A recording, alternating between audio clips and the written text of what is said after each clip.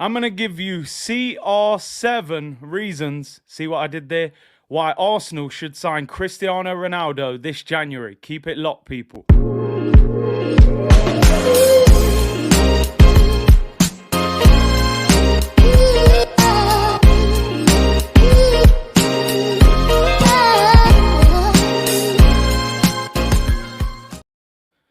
What's going on, people? Welcome back to Curtis Shaw TV, back with another transfer update video.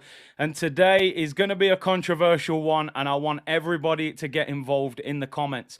Cristiano Ronaldo on a free transfer to Arsenal this January.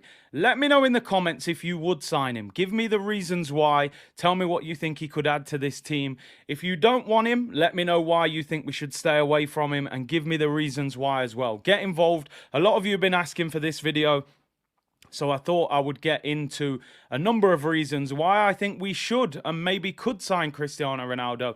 Just to add balance to the video, I'm also going to say why I think we should stay well away from him. Before we get into today's video, like the video, subscribe to the channel, and we will be getting into the World Cup watch-alongs from this weekend. It's been a busy week. So let's talk about Cristiano Ronaldo to Arsenal. It needs no introduction. I'm going to go through the CR7 reasons why I think Arsenal could and maybe should get this transfer done in January. Number one on that list, people, is know-how. Understanding of how to get over the finish line and how to win that trophy. Let's face it, Arsenal's target should have changed by now. Forget top four, we are in a title race. How many players in this Arsenal squad have won major trophies? How many of them know how to get over that finish line? The experience that Cristiano Ronaldo has, it cannot be bought. It just simply cannot be bought. He is a winner, a serial winner, one of the biggest and greatest players to ever play the game. And having that kind of know-how in and around this squad, an inexperienced squad, could be vital and could be a massive help to giving Arsenal a chance of getting over that finish line. So number one, people, is know-how. Number two on the list, and this should be the most obvious reason why we do, if we did bring him to the football club, is simply goals, people. Goals win football matches. This guy scores goals in abundance. Don't let anybody tell you that this guy is washed up and finished. 24 goals in all competition last season, 18 in the Premier League, Manchester United's Player of the Year, and 2 times Premier League Player of the Month. If you create chances for this guy, he will score goals. We know he's not the Cristiano Ronaldo of 5 to 10 years ago. You know, he's not 97 pace on FIFA anymore. He's probably 84 pace. He might need a hunter card for all my FIFA players. But don't be, don't get fooled. If this guy gets clear-cut chances, they still expect him to put them in the back of the net. I love Gabriel Jesus. I think he's been a breath of fresh air to Arsenal. But we can't ignore the fact he's gone 10 games without scoring a goal. And, Eddie Nketiah coming off the bench has not been the answer. He hasn't scored a goal in the Premier League this season.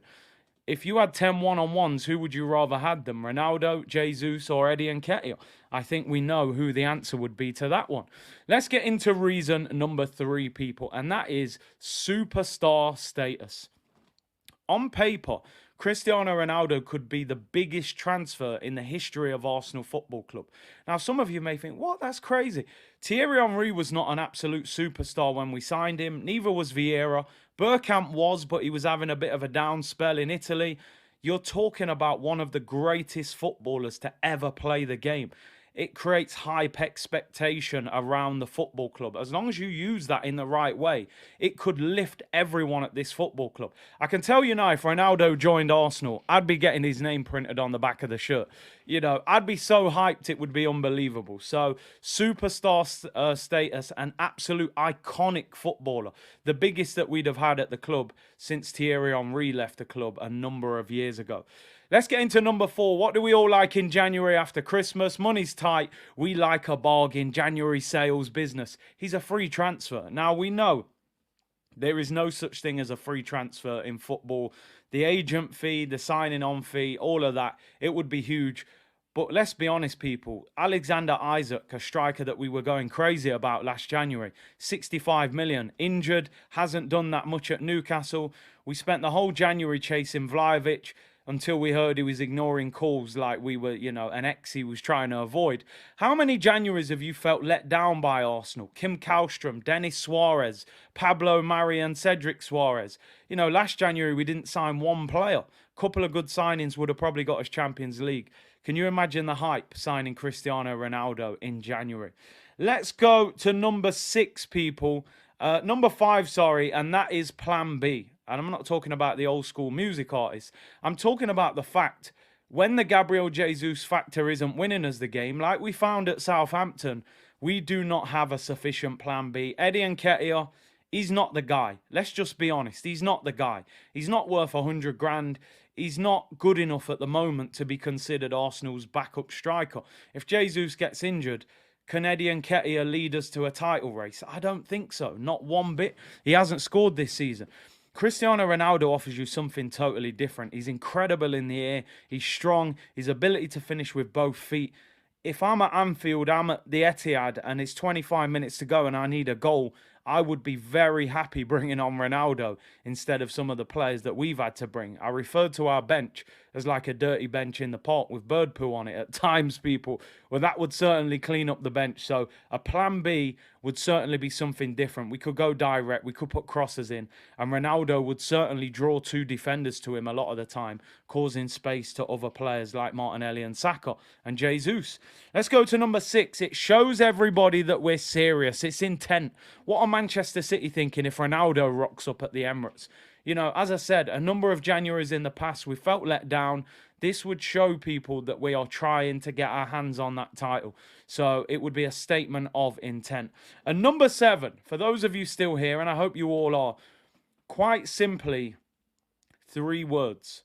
Robin van Persie. Revenge. We owe Manchester United one. I know this is a bit of a fairy tale, and it doesn't always happen like this in Premier League football. We all know that Manchester United took our best player at the time, Van Persie. Won the league, got the Guard of Honour at the Emirates. That still hurts me.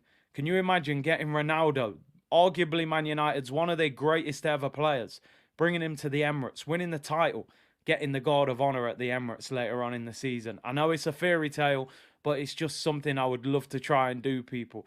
So, that would be my 7 reasons, my CR7 reasons for bringing Cristiano Ronaldo to the Emirates. Let me know in the comments if you agree with them reasons, and would you bring him to the Emirates? I'm now going to give you some reasons why Arsenal should maybe stay well away from him. Let's get into the first one. Probably the biggest reason why Cristiano Ronaldo has just left Manchester United. He wants to start games of football. He doesn't see himself as a 37-year-old washed-up striker. He still thinks he's a top player. And 24 goals last season probably proves that. At Arsenal, can we guarantee him a start? I don't think we can. Gabriel Jesus is the main man. He's signed a long-term contract. He's vice-captain. If Ronaldo comes in for a short period of time, Arteta is not going to want to rock the boat with Jesus to fit in Cristiano Ronaldo. My belief on this is I don't think Ronaldo has as big a problem as people think with being a squad player. I think it's the way you explain it to him and the way you treat him. I got the impression with Ten Hag he wasn't communicating properly with Ronaldo. Some games he's leaving him on the bench for the whole 90, bringing him on for 2 minutes. You don't do that to one of the greatest players ever. If there's 20 minutes to go and you need a goal, you bring him on. You communicate with him. I think you could have him as a rotated player if you explained it and spoke to him and showed him that love. But anyway, maybe not. Maybe he wants to start every week. So number 1, Ronaldo would probably want to start every week. Number 2 is wages. Cristiano Ronaldo earns nearly £600,000 a week. Arsenal's top earner, Gabriel Jesus and Thomas Partey, earn £200,000 a week. We tried to cut the wage bill by giving away Aubameyang and Ozil on over £300,000 a week. Are Arsenal going to want to commit nearly £600,000 a week plus bonuses to Cristiano Ronaldo, even if it's on a short-term deal? For me, for 6 months, I don't think it's the end of the world. But again, would Ronaldo take a 6-month deal? He would potentially want maybe 18 months to give him some stability. He wouldn't want to be out of contract again in the summer. So number 2 problem is wages. Number 3, and probably one of the biggest reasons, is changing room dynamics. We can all see that a big part of the reason Arsenal have been so good this year It's the togetherness in the group, the understanding, that ability to play together and run through brick walls for each other. Ronaldo is a bit of an egomaniac. Is he going to get down with what we've got going off at Arsenal? Or is he going to, come in and be on his own thing and just be, I'm CR7, I do what I want. It only takes one who can rip apart the whole changing room. And he certainly is a big character. And somebody that, if he wasn't on board, could potentially damage that. So number 3, changing room dynamics, which is vitally important. And number 4 is Mikel Arteta. Still an inexperienced manager, really. Seems to like players that, are of the same understanding as him. Obviously, most managers want that. He hasn't really shown yet that he can work with a player like that. Usually, if a player's got that kind of attitude, he gets rid of them. I think the difference, though, with Ozil and Aubameyang and Ronaldo, Ozil was fading, let's be honest. He wasn't offering what we needed from him. Aubameyang was fading as well. And also, Aubameyang was not behaving. He was turning up late. We've never heard Ronaldo really turning up late and bad attitude. Okay, we can't ignore the fact he walked off the pitch, which was bad. But this was towards the end when things were kind of falling apart with him and Ten Hag. So yeah, would Mikel Arteta want to manage a player like that? And would he be able to control Cristiano Ronaldo? So that is my 4th and final reason. And I think that's clear why we probably wouldn't go for it. I want you to let me know in the comments down below. Cristiano Ronaldo for 6 months. Does he help Arsenal get over the finish line and deliver us our first trophy in 18 years in terms of Premier League title? Will he see Arsenal over the finish line with his know-how, with his experience, and with his ability to score goals? He would want revenge. Can you imagine how hungry he would be to show Ten Hag that he got this wrong, that he's still a top player? Or do we stay well away from him? Is he more trouble than he's worth? Too expensive, too much of an egomaniac, and we continue with our journey and go and get somebody younger and hungrier in the January transfer window? Let me know in the comments down below. It's been an interesting video. I want to hear from you guys. Let me know in the comments your thoughts and what you would do. Cristiano Ronaldo to the carpet. Is it a yes or no from you? Keep it locked, people. Thank you for tuning in, and I will see you all soon. Bless.